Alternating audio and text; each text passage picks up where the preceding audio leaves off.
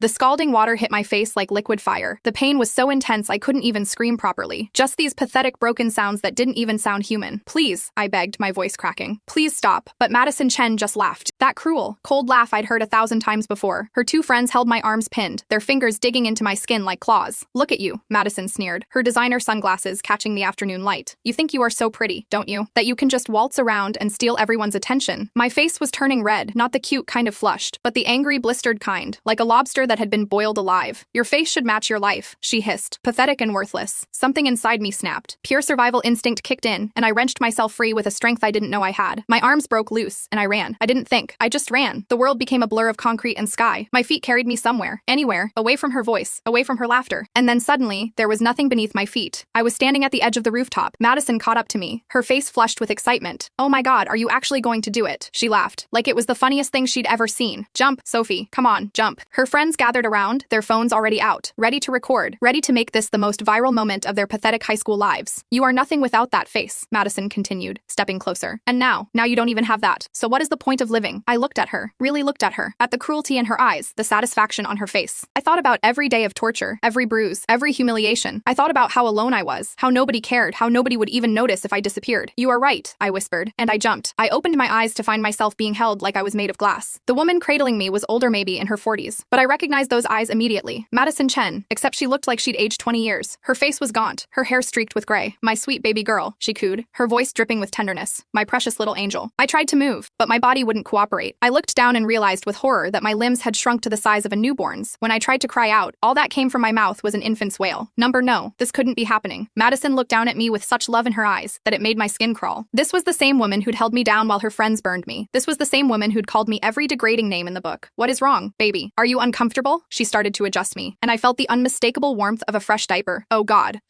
no, I was a baby. Madison Chen's baby, and I was going to make her pay for every single second of it. The man's voice came from behind Madison, deep, authoritative, and clearly annoyed. Did she have an accident? Madison turned to him and I caught a glimpse of his face. Handsome, in that cold corporate way. This must be my new father. Lucky me. I am checking, Madison said, fumbling with my diaper in a way that made it clear she had no idea what she was doing. I seized the moment. I relaxed my bladder completely, soaking her expensive-looking dress, the kind with the little logo that screamed designer brand. Madison shrieked. She peed on me. She peed all over my new Chanel. The man's expression darkened. That is what babies do, Madison. They pee. They poop. It is normal. But this dress cost. I don't care if it cost $10,000. You are a mother now. Act like one. He took me from her arms, cradling me gently against his chest. And give me your credit card. You are on a budget until you learn how to take care of our daughter properly. Madison's face went pale. But now, Madison. I nestled against his chest, hiding my smile. This was going to be fun. Madison's attempt at motherhood was a disaster, and I made sure of it. When she tried to feed